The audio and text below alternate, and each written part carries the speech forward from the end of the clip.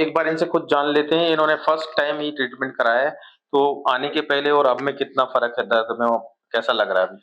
अभी बहुत ज़्यादा रिलीफ है हुँ, हुँ। और पहले तो बहुत भारी थी मेरी कमर, अब हुँ, तो बहुत हल्की लग रही है हुँ। और बहुत ज़्यादा कंफर्टेबल और आराम लग रहा है मुझे। आपको ऐसा लग रहा है जैसे बहुत सारा हेवी वेट चला हाँ, हो? बिल्कुल, बिल्कुल, ठीक इसीलिए। है। और बेटर हो जाएगा, पर एक ट्रीटमेंट नहीं, कम से कम 2 से 3 ट्रीटमेंट और रिक्वायर हाँ, होंगे, मैं कंटिन्यू ठीक है? आपकी गाइड के अकॉर्डिंग है ना? फिर उसके बाद पूरी तरह चला जाएगा। Thank you.